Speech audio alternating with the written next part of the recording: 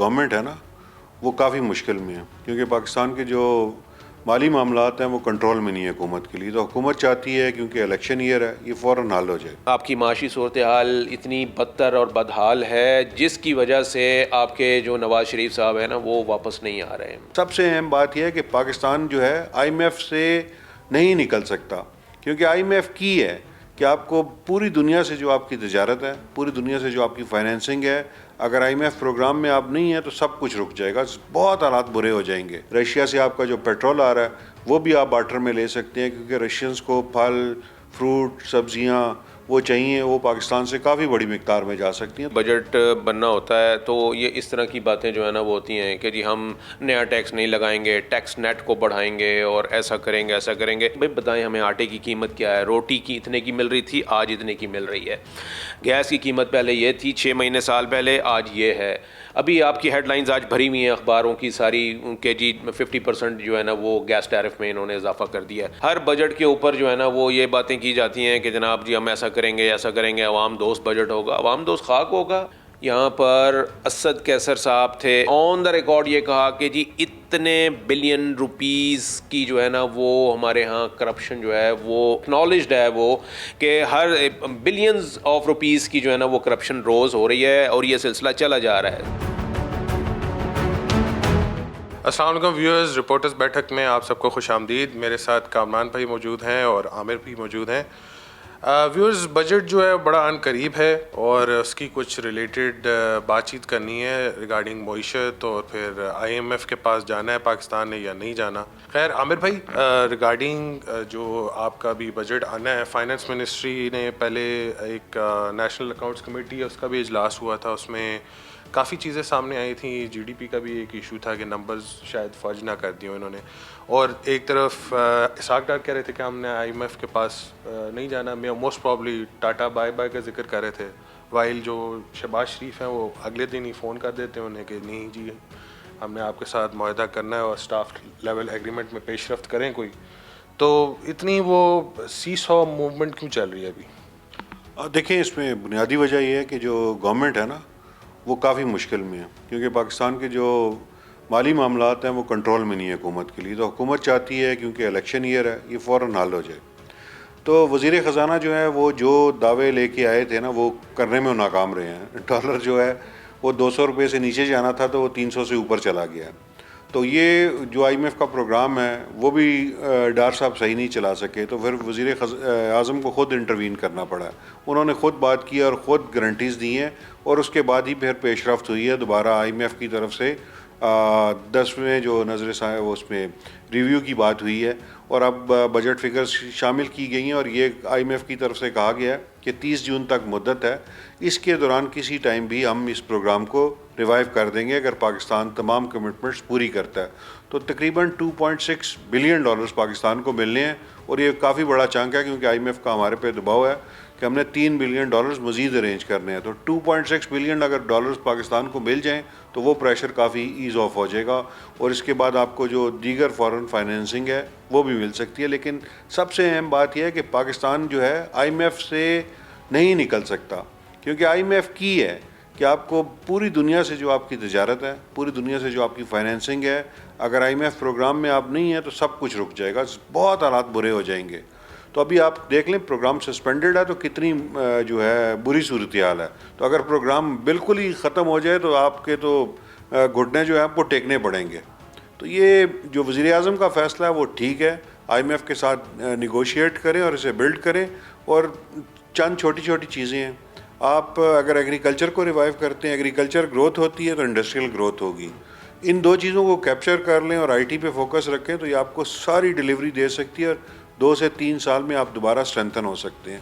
یہ کوئی مطلب مشکل کام نہیں ہے، یہ کر سکتی ہے گورنمنٹ. اچھا، دوسرا اسحاق ڈار نے ایک اور بھی بڑی امپورٹنٹ بات کی تھی کہ ہم بارٹر ٹریڈ جو ہے میٹیریل بائی میٹیریل کرنسی کا جس میں لین دین نہ ہو وہ انٹروڈیوس کرانا چاہ رہے ہیں. اس کی پاکستان کے حد تک تو فیزیبلٹی کی سمجھ آتی ہے، کیا باقی کنٹریز بھی اس چیز کو انٹرٹین کریں گے؟ کیا فائدہ ڈھونڈ سکتے ہیں اس میں سے میکسیمم؟ دیکھیں، ہمارا جو نیبرنگ کنٹری ہے ایران، اس پہ سینکشنز ہیں، اور جو افغانستان ہے ادھر سے بھی جو بینکنگ چینلز کوئی نہیں ہے. تو جتنی انٹرنیشنل ٹریڈ ہوتی ہے وہ بینکنگ چینلز کے تھرو ہوتی ہے، اور ان دونوں ممالک سے آپ کو مسئلہ بینکنگ ٹریڈ میں. تو ایران سے بہت زیادہ LPG آ سکتی ہے, وہ ہماری انرجی ڈیفیشینٹ ہے. ایران سے جو ہے پھل فروٹ بھی آتے ہیں. اسی طرح ایران میں بہت بڑی مارکیٹ ہے پاکستانی گارمنٹس کی, چاولوں کی, یہ چیزیں جا سکتی ہیں ادھر. تو وہ بارٹر ٹریڈ جو ہے بہت اچھا ہے. یہ تو آج سے کوئی 20 سال پہلے کا پروگرام تھا کہ ہم بارٹر ٹریڈ کے لیے رولز بنائیں گے اور بارڈر ایریاز میں مارکیٹ کھولیں گے. تو یہ 20 سال لگ گئے ہیں اسے کھولنے میں. یہ مشرف دور کا پلان تھا. اور یہ جو ہماری بیوروکریسی ہے, کیونکہ وہ ریڈ ٹیپ کی وجہ سے بہت ہی کام ڈیلے ہوتا ہے, تو اس گورنمنٹ نے آگے کیا ہے. اور یہ بیسیکلی تو جو ہے ابھی افغانستان اور ایران کے ساتھ یہ شروع ہوگا, لیکن یہ رشیا بھی اس میں انوالو ہو سکتا ہے. رشیا سے آپ کا جو پیٹرول آ رہا ہے وہ بھی آپ بارٹر میں لے سکتے ہیں, کیونکہ رشینز کو پھل فروٹ سبزیاں وہ چاہیے, وہ پاکستان سے کافی بڑی مقدار میں جا سکتی ہیں. تو یہ پھیلے گا, لیکن ابھی تو یہ سٹارٹ ہوا ہے, یہ تو ٹائم بتائے گا کہ یہ کتنا آگے پھلتا پھولتا. کامران بھائی, ویسے ساگ ڈار صاحب نے ایک نجی چینل کو انٹرویو دیا تھا جس میں کہہ رہے تھے کہ پاکستان میں ٹریلینز آف ڈالرز کی کوئی انکم ہے, ان ٹیکسڈ ہے, ویریفائڈ نہیں ہے, اس سے بھی ہم لوگ کچھ نکال سکتے ہیں یا اس کی طرف اس کو ٹیکس نیٹ میں لانے کے لیے کوشش کر رہے ہیں. ایک سینس میں یہ اپنا ایگری نہیں کر رہے کہ ہم لوگ گورننس کے اعتبار سے جو ہے ہم لوگ پیچھے ہٹ گئے ہیں, پرابلمز اتنی زیادہ ہیں کہ ہم اس کو فکس نہیں کر سکے. اب اتنا زیادہ پیسہ جو ہے اس کو ٹیکس نیٹ میں لانے کے لیے میکسیمم یہ کیا کر سکتے ہیں؟ دیکھیں, وہ اسحاق ڈار صاحب جو ہے نا, انہوں نے جو بات کی تو یہ اٹ سیلف ایک کنفیشن ہے کہ جی آپ کے اتنی بڑی اکانومی کا ایک جو ہے نا وہ بگ چنک جو ہے that is not part of your system, your taxation system. تو اس کو لیے اچھا, یہ جب بھی بجٹ بننا ہوتا ہے, عامر صاحب اس کی گواہی دیں گے کہ جب بھی بجٹ بننا ہوتا ہے تو یہ اس طرح کی باتیں جو ہے نا وہ ہوتی ہیں کہ جی ہم نیا ٹیکس نہیں لگائیں گے, ٹیکس نیٹ کو بڑھائیں گے اور ایسا کریں گے ایسا کریں گے. یہ جو فائلر اور نان فائلر والا جو سسٹم تھا یہ بھی آپ کو پتہ ہے اسحاق ڈار صاحب نے یہ انٹروڈیوس کروایا تھا. تو بھائی کریں نا, کیوں نہیں کرتے. دیکھیں اس وقت ہم بجٹ کے اوپر اگر بات کر رہے ہیں نا تو پھر آپ عوام کی بات کیجئے, اور عوام پٹنگ یور سیلف ان عوام's شوز کہ جی آپ کے وہ کیا سوچ رہی ہے. اس کو اس سے کوئی فرق نہیں پڑتا کہ آپ ان کو اعداد شمار دے دیں کہ جناب ہم نے اتنی ڈیوٹی لگائی ہے, اتنے ٹیکس ہم نئے لا رہے ہیں یا نہیں لا رہے, یا اتنے ایگزمپشن دے رہے ہیں, یا ہمارا انفلیشن ریٹ اتنا سے اتنا ہو گیا, یہ مجبوریاں. وہ ان کو دے آر لیسٹ کنسرن ان چیزوں سے. ان کا جو پیمانہ ہے عوام کا دیٹ از ویری ڈفرینٹ, وہ سمپل ہے. ان کے پاس جو یارڈ اسٹک ہے یا انہوں نے جو بینچ مارک سیٹ کیا ہوا ہے وہ یہ ہے کہ بھائی بتائیں ہمیں آٹے کی قیمت کیا ہے, روٹی کی اتنے کی مل رہی تھی آج اتنے کی مل رہی ہے, گیس کی قیمت پہلے یہ تھی 6 مہینے سال پہلے آج یہ ہے. ابھی آپ کی ہیڈ لائنز آج بھری ہوئی ہیں اخباروں کی ساری کہ جی 50% جو ہے نا وہ گیس ٹیرف میں انہوں نے اضافہ کر دیا ہے. تو یہ منہ سے کہنے والی بات ہے. 50% ریز ہونا عمر صاحب, مطلب یہ صرف کہنے میں آسان لگتا ہوگا, جس کو جب بل آئیں گے بھگتنے پڑیں گے تو یہ بہت بڑا اس کا وہ فار ریچنگ امپیکٹ ہوگا.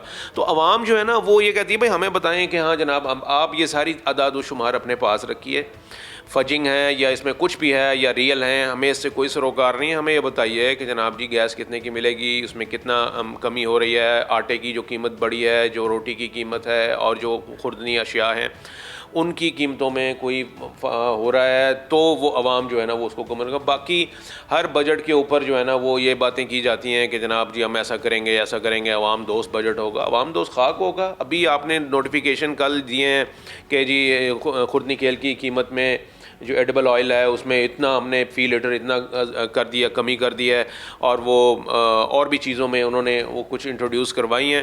لیکن آپ مارکیٹ میں جائیے تو وہ اوپن مارکیٹ میں تو وہی ریٹ ہے, ان کے اوپر تو وہ بالکل بھی فرق نہیں پڑا, وہ اسی ریٹ پہ مل رہا ہے. یہی وہ صورتحال ہے مہنگائی والی, اور اکنامک کنڈیشنز ہیں, اور یہ آپ کی معاشی صورتحال اتنی بدتر اور بدحال ہے جس کی وجہ سے آپ کے جو نواز شریف صاحب ہیں نا وہ واپس نہیں آ رہے ہیں. آپ کو پتہ ہے اس وقت ان کی حکومت ہے, مسئلہ کوئی نہیں ہے. نیب قانون جو ہے وہ نیا آ چکا ہے, ان کی جو اپیلیں ہیں اس کے اوپر عرفان قادر سب تیار بیٹھے ہوئے ہیں, ان کے وکیل ہیں نا وہ تیار بیٹھے ہوئے ہیں کہ یار یہ تو اب مسئلہ ہی کوئی نہیں ہے, وہ جو ہی اشارہ ملے گا ہم کورٹ میں جائیں گے اور یہ ان کی اپیلوں کے اوپر فیصلہ آئے گا. اینڈ ہی ول بی, کیونکہ وہ کہا جا رہا ہے کہ جی پاناما کیس جو ہے نا وہ بالکل ایک قسم کا وہ ختم ہو گیا ہے وہ, تو ان کی اپیلیں جو ہیں وہ ان کے اوپر فیصلہ ہو جائے گا. And he will be, even Supreme Court میں نئے رولز آ گئے ہیں جس میں ان کی جو ان کو تاحیات نااہلی اور غیر صادق غیر امین کہا گیا ہے وہ بھی ایون ریورس ہونے کو جو ہے نا وہ ساری باتیں ہو رہی ہیں. Each and everything, the ground is very much paved for Nawaz Sharif, لیکن کیوں نہیں آ رہے؟ مسئلہ یہی ہے کہ جناب جی وہ ان کو پتہ ہے اس وقت عوام کا سینٹیمنٹ کیا ہے, عوام کی جیب میں کیا ہے اور عوام کی معاشی حالت جو ہے وہ کیا ہے. آئیں گے تو ظاہر ہے وہ ان کو نہیں ہوگا, حالانکہ ان کے بھائی کی حکومت ہے, کوئی مسئلہ نہیں ہے. تو لیکن وجہ یہی ہے اکانومی. اچھا, ایک اور بڑی انٹرسٹنگ چیز ہے کہ 13 جماعتیں ہیں پی ڈی ایم میں, اور وہ ساری کی ساری اس ٹائم پہ کسی نہ کسی حد تک جو نا گورنمنٹ کا حصہ ہیں.